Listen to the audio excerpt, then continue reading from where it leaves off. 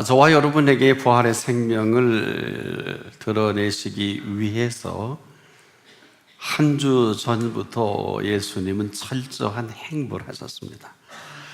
한 주 전 종려 주일에 예루살렘 성전을 향하셨습니다.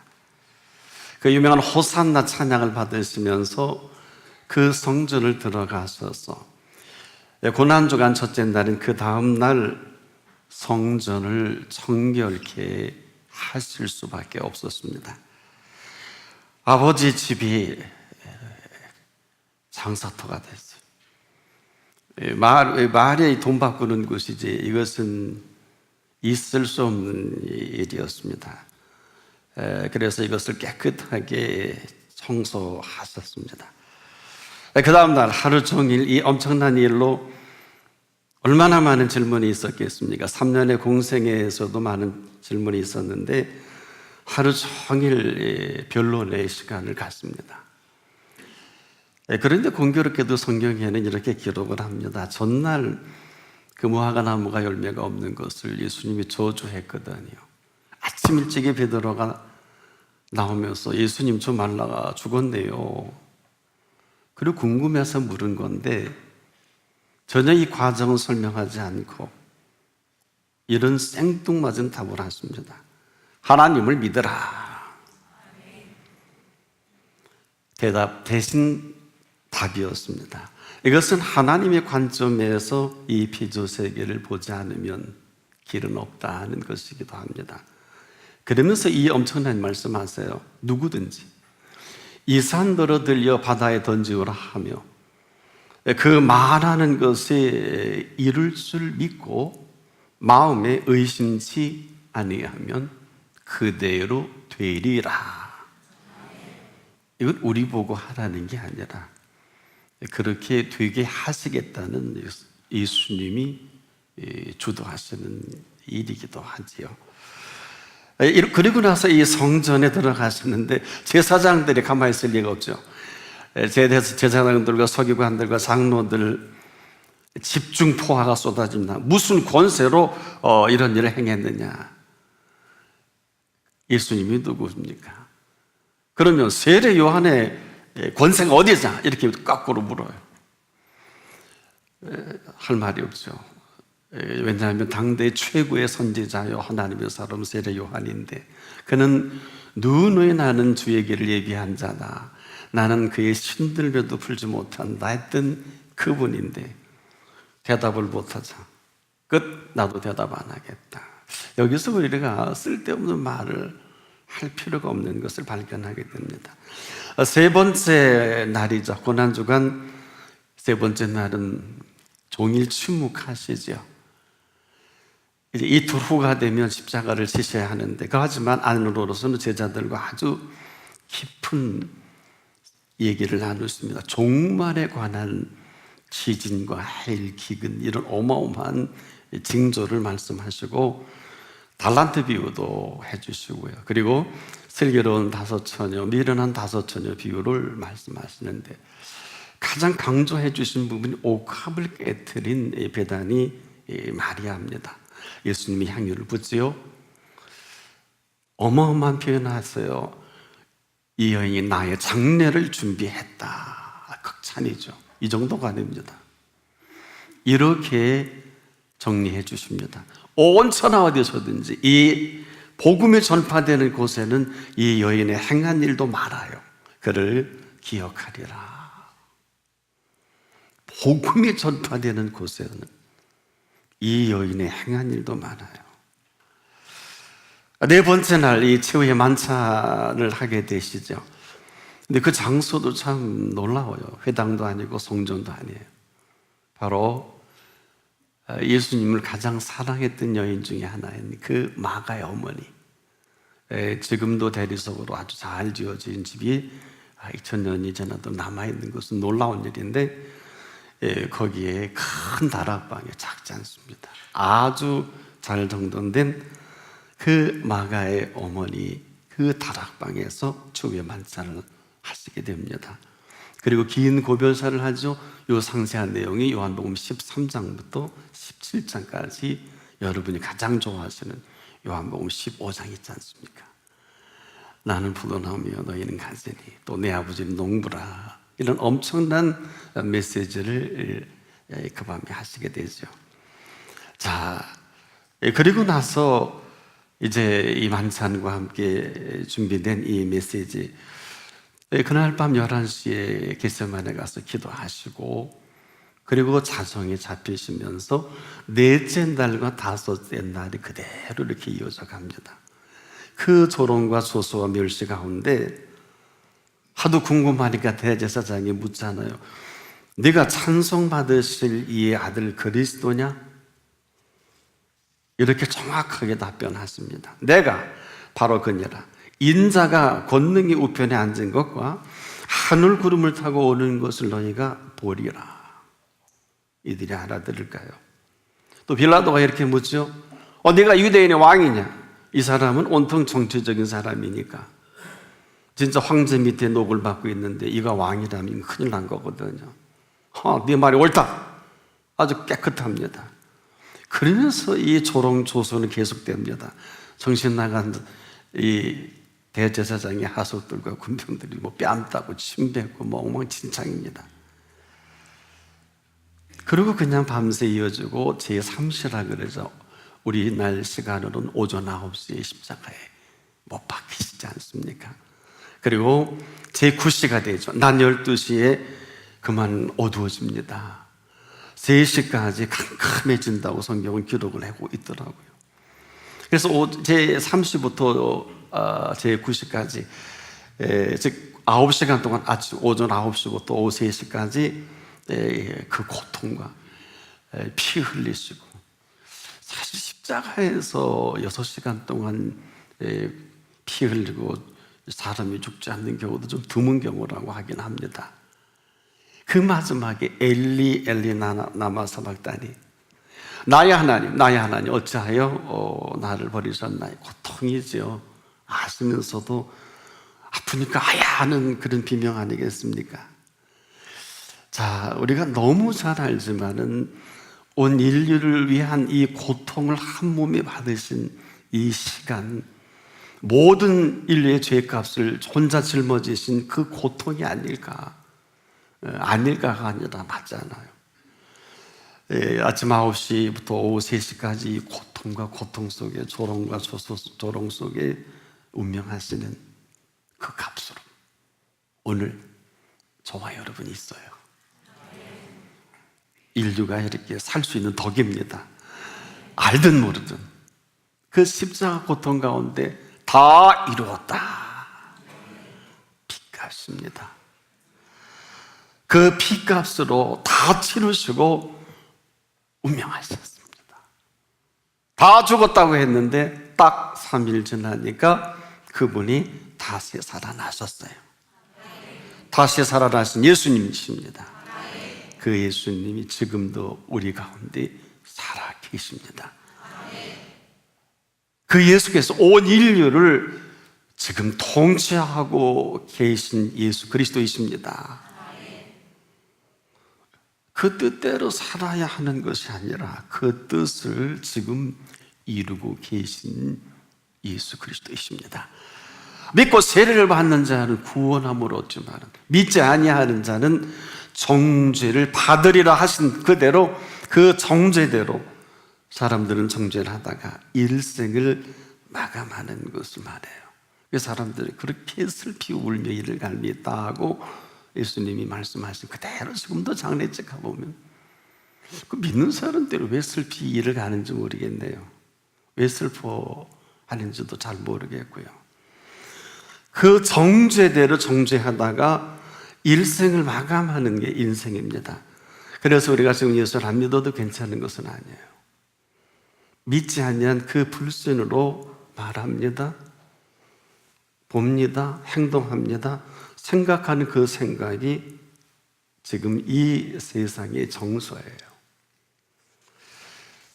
사람들이 살아가는 그 법 아래서 사람을 가두어 놓은 그 법으로 모든 사람이 삽니다. 한마디로 가장 정의롭지 못하죠. 그 정죄를 받았으니까. 이 정의롭지 못한 사람들이 가장 정의로운 줄 알고 정의를 말하고 공의를 운운하고 이 세상에서 왕노릇하는 이 세상입니다. 근데 예수님이 우리에게 아주 심각하게 그런 건 그렇고 아닌 건 아니다라. 이에서 지나는 것은 죄니라. 그 이유가 여기 있어요. 우리가 뭘 하라는 게 아니에요. 뭘 해서 얻어지는 것은 거의 없어요. 단 우리가 그 믿음의 결단을 할 그때 우리가 믿는 그분이 일하시는 거예요. 쉬운데 쉽지 않아요. 어려운 것도 아닙니다. 여기서 지나는 것은 그냥 죄가 된다는 것입니다. 그렇지 않으면 그냥 그렇게 살 수밖에 없어요. 싸워야죠. 음모해야죠. 권모술수해야죠. 놀라운 것은 빌라도를 이 한 주간에 보면서 빌라도가 모르지 않잖아요. 대제사장 서기관들도 모르지 않아요. 장로들도 모르지 않아요. 뭐가 모르지 않아요. 십자가의 사건입니다. 몰라서가 아니에요. 모른 척 합니다. 지금도 우리에게 이것이 힘들어요. 빌라도가 다 알면서 성경 기록을 보니까 대제사장과 유대인이 환심을 사기 위해서 그들의 아우성에 입을 맞추잖아요. 그리고 예수를 십자가에 내어주지 않지 않습니까? 지금도 별반 다르지 않아요. 우리가 모르는 게 없어요. 여러분 모르는 게 없잖아요. 믿음이 없어서 그렇지. 다 알잖아요. 모른 척 하시지 않습니까? 함성을 다 알고 모른 척하고 있죠. 지금도 우리가 인정하면 쓸 곳이 없을까 봐 그런 일들이 얼마나 많아요. 이것은 예나 지금이나 조금도 다르지 않습니다. 아직도 고마운 것은 예수 그리스도의 부활의 생명이 아직도 우리 가운데 떠나지 않고 계신 것은 행운이에요. 왜 그럴까요? 우리가 이 부활의 생명을 피해서 살지만 않으면 그렇게 살 필요도 없고요. 그럴 이유가 없어요. 근데 부활의 생명은 아무나 사는 건 아니에요. 이게 심각합니다. 자, 이 사실을 우리가 인정하고 십자가에 달리신 예수께서 3일 만에 다시 살아나신 그 사실을 믿고 지금도 살아계신 예수 그리스도를 믿을 수 있을 그때 바로 부활의 생명이 가능해집니다. 그렇지 않으면 흉내낼 수 있어요? 이 부활의 생명만큼은 부활의 생명은요 그대로 부활의 생명으로 살아가게 합니다. 이게 무슨 말씀일까요? 부활의 생명은 무슨 설명을 요하지 않아요. 저나 여러분 속에 부활의 생명은 그대로 이 부활의 생명으로 살아가게 하는 생명력이 있어요. 그래서 무릇 살아서 나를 믿는 자는 영원히 죽지 아니하리니 이 생명력입니다. 우리가 무관심해서 그렇죠. 그래서 이 사실로 살아가는 생명이 부활의 생명이고 이것은 다른 이야기를 붙일 필요가 없어요. 왜? 저나 여러분 이 부활의 생명이 우리 가운데 임하면 이 부활의 생명으로 살아가게 하는 어마어마한 힘이 있습니다. 아직도 모르는 사람은 그 생명력을 만나지 못해서 그렇게 힘든 거예요. 그래서 이것은 살아있는 부활의 생명인데 그 내용은 그래요. 사는 세계가 다르고 먹는 양식이 다릅니다. 사람들이 세상 이야기를 할 때 이 부활의 생명은 천국의 윤리를 말합니다. 사람들이 세상 먹는 양식을 이야기할 때 천국의 양식을 먹게 하고 이야기하지요. 말할 줄을 몰라 말하지 않는 게 아닙니다. 빌라도가 아무리 물어도 예수님은 답하실 이외의 것은 답을 안 하십니다. 하실 말씀만 하시고 그가 궁금한 건 답을 하지 않아요. 근데 우리는 참 분별이 없는 것 같아요. 사람들이 예수를 믿으려고 하는지 궁금해하는지 흠을 잡으려고 하는지 우리 참 미련해요. 답할 필요 없거든요. 네가 왕이냐? 그럼 그렇다 하면 되고 네가 진리냐? 그렇다 하면 되는 네가 예수 믿는다? 그러면 되는 거 아니에요. 뭐 설명할 게 뭐 있습니까? 다른 말할 필요가 없는 것은 해도 못 알아들어요. 그러나 때가 있습니다. 자, 지금 왕을 잡아 죽입니다. 예수 그리스도의 왕 되심을 잡아 죽인 그 손에 죽임을 받는데, 죽인 자는 살인자가 되고 죽임을 받으신 그분은 심판자가 되십니다. 이유는 죽였는데 다시 살아났잖아요. 영원히 심판받은 빌라도예요. 그런데 왜 빌라도 얘기를 들어야 돼요? 지금도 우리가 알게 모르게 많은 것을 거부하고 있는 것을 여러분 모르지 않지요? 이 거부는 그냥 거역이 되잖아요. 거역은 불순종이 되고, 이 불순종은 그대로 불신앙으로 살아가게 하는 근거로 우리 속에 남아있단 말이에요. 비극이라면 이처럼 비극일 수가 없어요. 이 짓거리를 한 것이 빌라도거든요. 그가 예수님만 심판하지 않았어도 그는 심판받을 이유가 없지요. 예수를 조롱만 하지 않았어도, 예수를 저주만 하지 않았어도 왜 저주받을 이유가 없단 말이에요. 그가 스스로 선택한 사람이다. 오늘 우리도 마찬가지입니다. 우리가 함부로 말하는 사람들 참 많지요. 무엇을 해서가 아니에요. 그 결과는 그렇게 살게 하는, 이 함부로 말하는 사람은 자, 그 말로 그대로 심판을 받을 수밖에 없어요.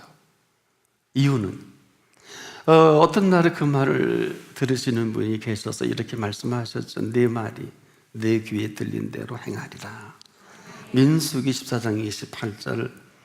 그래서 지금 우리가 하는 모든 말은 우리 생애를 그냥 주도합니다.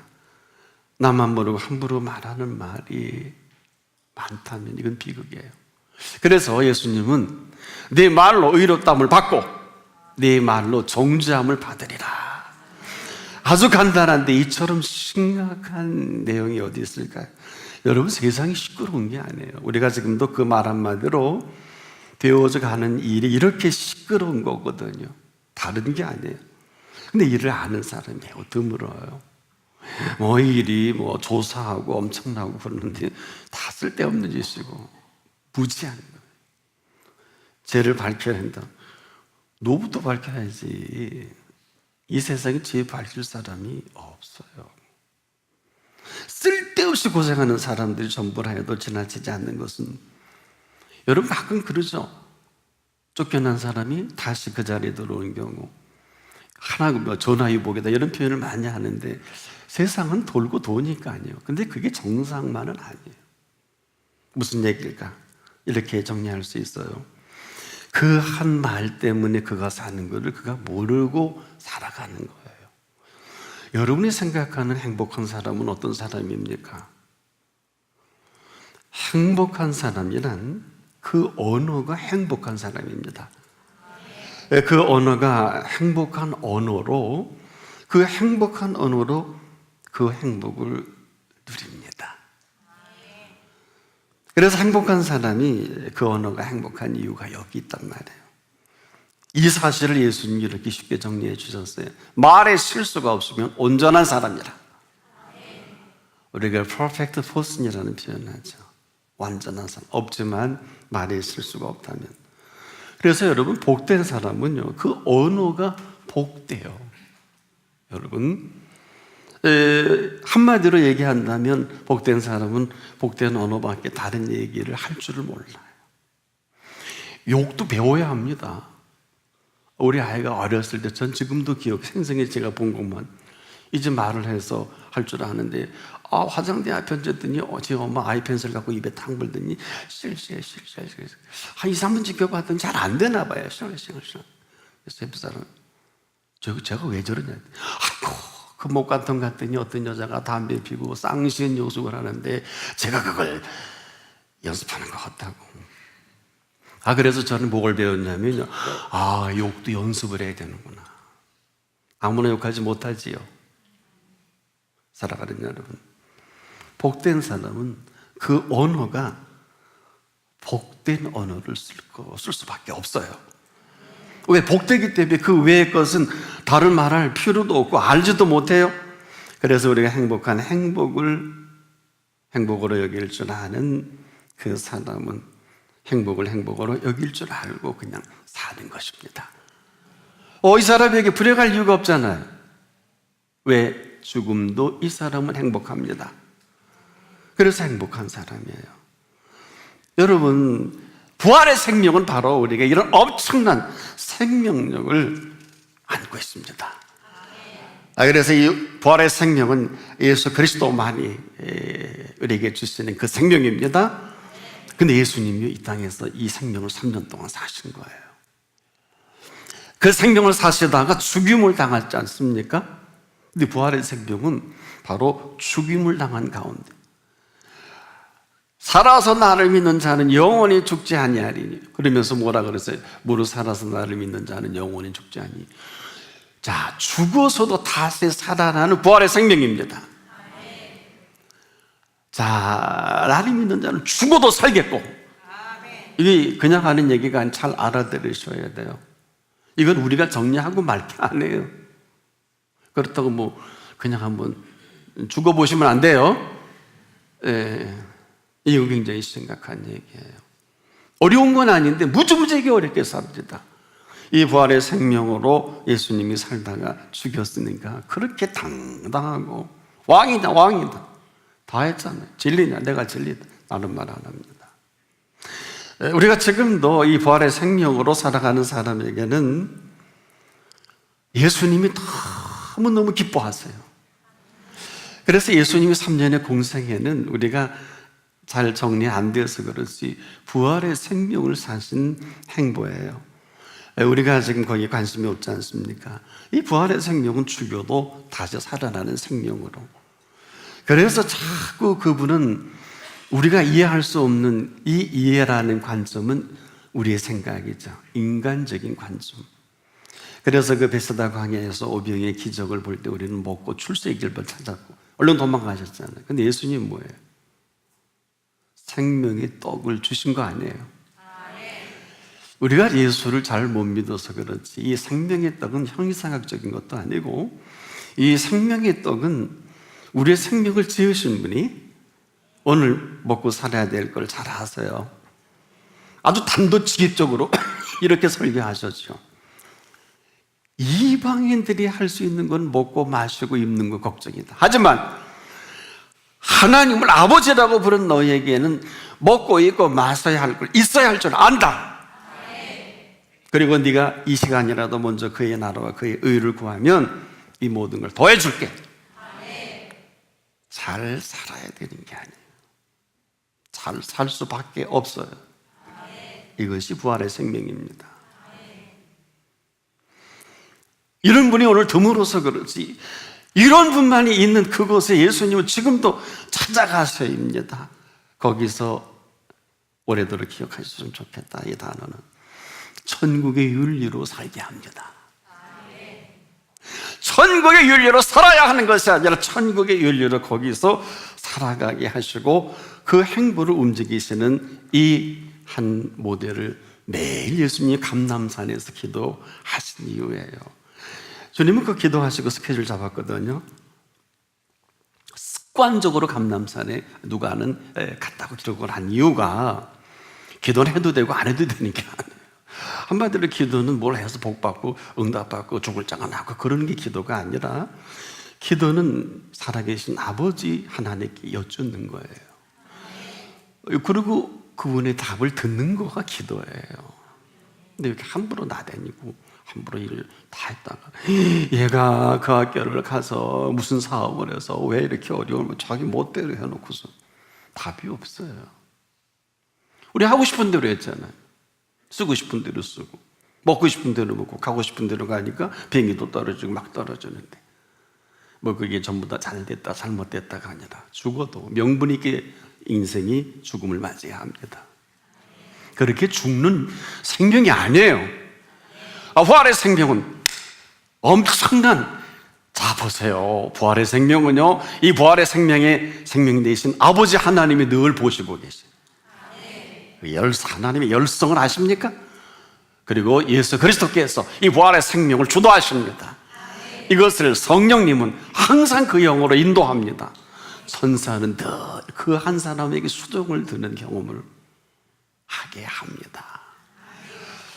용서하십시오. 제가 여러 번 죽을 고비를 넘길 때마다 제가 이 시간까지 하나님 앞에서 제가 꼭 죽었어야 할 분이 한 10번 돼요. 교통사고로 한 2번 제가 합니다. 집사람하고. 제 차든 상대차가 이 얘기를 제가 왜 드리냐 하면 꼭 죽었어야 할 그 시간에요. 기가 막히게 누군가의 손에 의해서 머리털 하나 상하지 않게 하시더라고요. 답이 없어요, 설명이. 제가 한 번은 잠실 그 8차로에서 제가 2차선 가는데요. 어떤 노인네가 자전거를 타고 횡단보도단에 지나가는 거예요. 아이고, 사람 죽였구나 했는데 모르겠어요. 디귿자로 제가 피해서 이렇게 해서 가고 있더라고요. 나만 알지요. 지금 미스테리예요. 사랑하는 여러분, 저는 이렇게 간증할 수 있어요. 부활의 생명은 오늘도 부활의 생명의 동선이 있다. 사랑하는 여러분, 시에라리온에 제가 선교차 갔다가 계속 지금 너무 내전이 끊이지 않는데 일하다 보니까 한 주는 됐는데 두 번째 주일 때문에요. 오늘 안 출발하면 이 주일을 또 범할 수가 없겠더라고요. 그래서 율법의 개념은 아니에요. 저희 일행이 여러 명인데 안 되겠어요. 주일 때문에 제가 어마어마한 또 레바논 사람들은 장사를 잘해요. 어디서 전 세계를 전쟁통에 그 하나 불러와서 4배, 5배를 받더래, 항공료에. 근데 우리 일행이 15분이었거든요. 결정을 해야 돼요. 레바논 사람이 항공기관에 해놓더니 뒤에는 막 전쟁이나 사람이 죽어가는데요. 어떻게 해요? 저는 주일 때문에 다 털어서 수천 불 내서 그냥 샀어요. 그것도 리브아라까지. 사고 타고 왔는데 거기 대법원장도 타고 거기 산부인 다 탔어요. 이 양반들이 전쟁 나는데 다 도망가더라고. 그리고 나서 나중에 서울 와서 뉴스를 보니까 거기 있었으면 다 죽었어요. 여러분, 삶의 우선순위를 잊지 마십시오. 이런 경우가 너무너무 많은데 항상 우리 가운데 천사가 수종을 들고 성령께서는 우리의 생각이나 언어나 우리의 삶 전체를 주도하십니다. 예수님이 왜 3년 동안 늘 말씀하신 것은 설교가 아니고 부활의 생명에 대한 천국의 윤리입니다. 씨 뿌리는 비유도 그렇고 모든 비유들이 한마디로 영원한 생명에 대한 천국의 윤리가 알아듣든 알아듣지 못하든 이 표현을 해주신 부활의 생명이 이 땅을 살아가는 천국의 윤리입니다. 사랑하는 여러분, 우리가 지금도 예수께서 그런 표현했죠. 요한복음 15장 16장에 보면 내 기쁨이 너희 가운데 충만하기를 원한다 그랬죠. 아주 궁금하더라고요.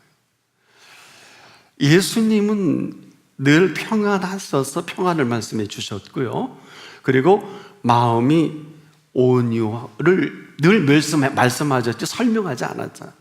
자, 이렇게 표현해 주셨죠. 나는 마음이 온유하고 겸손하니. 그랬죠? 설명하지 않아요. 그래서 우리가 성경을 참 잘 봐야 돼요. 주어와 동사의 부분을. 예수님은 거의 서술어가 없으세요. 왜? 나는 길인데요, 내가 진리인데, 내가 생명인데, 무슨 설명이 필요하겠습니까? 하는 게 이상하지 않을까요? 이 생명의 말씀을 나누는 그 기쁨으로 사셔서 전도하시다가 말씀 전하다 시작하신 것도 잊어버리고 제자들이 물으니까 이게 내 양식이다. 그때서 알아들어요. 이렇게 살아가는 사람 중 하나 백부장을 만나서 그 부하가 죽게 됐을 때 다른 사람하고는 전혀 다른 각도로 예수님의 그 액션이나 표현이 우리가 상상을 초월해요. 보세요. 백부장이 이방 군대장인데 자인이 죽겠다 하니까 내가 가서 고쳐주려. 그 성경 구조는 거기밖에 없어요. 이건 뭐야? 언어가 내용이 달라요.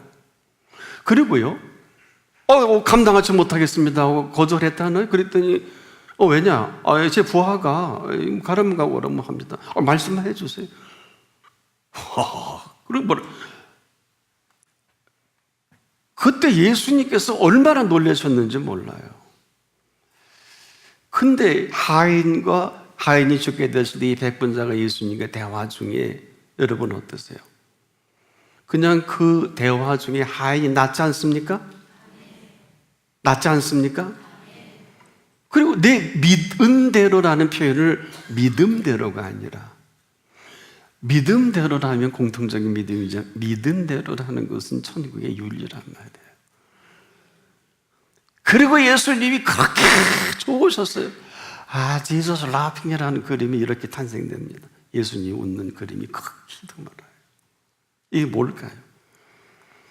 백부장만 해도 그의 부하가 죽었을 때 그를 믿고 찾아온 그 믿음을 그렇게 기뻐하신 경우는 처음입니다. 다시 한번 제가 표현할게요. 잘 들어보세요.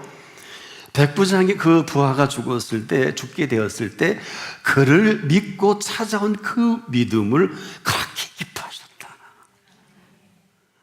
솔로몬에게 족속 가나안 여인은 4번씩이나 캔슬했잖아요. 두 맹인이 예수님을 찾아와도 안 고쳐주시고 네 소원이 뭐냐? 전혀 다른 개념이에요. 아니, 문제가 해서 찾아오라 그랬고 왔는데 주님 왕따시킨 게 거의 공생의 그런 패턴 아니에요. 그런데 이 백부장만큼은 전혀 달라. 내용도 다르고 그리고 관계를 다르고. 정리해보면 이래요. 예수를 믿고 그리고 찾아온 그 믿음을, 다시 예수를 믿고 찾아온 그 믿음을 그렇게 기뻐하셔서 보자마자 가서 고쳐주겠다고 조금 이해 안 되는 액션을 취하셨는가 하면, 지금 제가 이만저만해서 오지 않아도 됩니다. 내 믿은 대로 될지어다. 그리고 여기서 끝나지 않아. 이스라엘의 이만한 믿음을 보지 못했노라. 천국의 윤리입니다. 이 얘기는 뭘까요? 그가 믿은 대로 산 그를 너무 기뻐하시고, 아무도 이 백부장의 믿음을 알아보지 못한 그 믿음을 예수님만이 알아보시고 이스라엘의 제자들 다 제껴놓고 이만한 믿음을 보지 못했다고 그 실체를 말씀을 하셨습니다. 그래서 그가 믿은 대로 그 부하는 그대로 고침을 받게 하셨죠. 이가 예수를 웃게 만든 백부장입니다. 오늘부터 예수님을 좀 웃기십시오. 웃게 해드리세요. 우리가 이게 뭡니까? 믿음은 웃게 만드는 믿음입니다. 웃게 만들 뿐 아니라 이 웃음을 창조하는 믿음입니다. 그래서 이 땅의 천국의 삶을 구체적으로 우리가 못 알아듣던, 알아듣든 못 알아듣든 그래서 펼쳐 보이셨는데 우리 맨날 무엇을 먹을까, 마실까, 입을까, 우리 염려와 걱정. 제자들에게 오직 요한복음 14장 27절에 그래서 평안을 끼친다. 너무 불안해 보이니까 나의 평안을 내게 주노라. 부활의 생명이 한 모습입니다. 그래서 예수님은 3년 동안 이 부활의 생명을 사시다가 이 부활의 생명으로 끌고 가니까 어때요? 부활의 생명은 그 십자가에 달려서 죽은 자 가운데 3일 만에 다시 살아나신 그 부활의 생명입니다. 그런데 이 부활의 생명을 설명하기 위해서 종료주일에 어린 나귀를 타고 예루살렘 성전을 향하실 이유가 밤수리로 호산나 호산나 만왕의 왕이신 모습을 보여주시고, 그 다음 고난주간 첫째 날에 성전이, 그날 제가 설교를 할 때 저는 프랑스가 노틀담 대성당을 그렇게 대단한 성전인 줄 저는 관심이 없어요. 이번에 알았는데 그날 지붕과 96m의 첨탑이 다 타버리더라고요.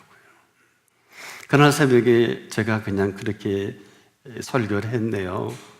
나는 잘 모르지만 오늘은 성전을 청결케 하신 날인데 아마도 메시지가 있을 것 같습니다. 그 다음은 모르겠습니다. 그랬더니 일주일 내내 마크롱 대통령이 달려가지 않나, 트럼프가 푸틴이, 시진핑이, 전 세계가, 알고 보니까 이 노틀담 대성당이 프랑스의 자존심이었더라고요. 그런데 사람 안 죽었잖아요. 사람 안 죽었잖아요. 다 타버리면 어때요? 예루살렘 성전은 AD 70년에 돌 하나도 도로에 남지 않고 다 회파당합니다. 제가 구로마을 들어가서 티투스 장군의 묘소를 찾는데 초라하더군요. AD 70년에 로마 장군 티투스가 들어와서 돌 하나도 남지 않도록 보석이 담겼대나 뭐가 있대나. 그리고 그 성전이 역사가 얼마나 대단해. 솔로몬의 성전이 스루바벨 성전이요, 헤롯 대왕이 이러한 역사적인 것이 한순간에 그것이 AD 70년에 사라진 그 성전에 노르트담 대성전이 뭐가 그렇게 대단할까? 제 개인적인 생각이에요. 뭐 비판하든 안 하든 상관없어요. 전제의 고백대로 표현한 거니까. 아니 예루살렘 성전도 회파당하는 마당에 그거 가지고 지붕 좀 날라갔다고 해서 뭘 이렇게 수선을 떨어요? 우리끼리 얘기해요. 우리끼리 가요. 이 말씀을 들으실 것입니다. 그래서 예수님은 오늘도 우리에게 이렇게 선언하십니다. 나는 부활이요 생명이니 나를 믿는 자는 죽어도 살겠고 무릇 살아서 나를 믿는 자는 영원히 죽지 아니하리라. 여기에 답을 오늘 한 분 한 분 잊지 말고 자녀까지라도 너는 오늘 목사님 메시지에 어떻게 답을 하려니 오늘 답합시다.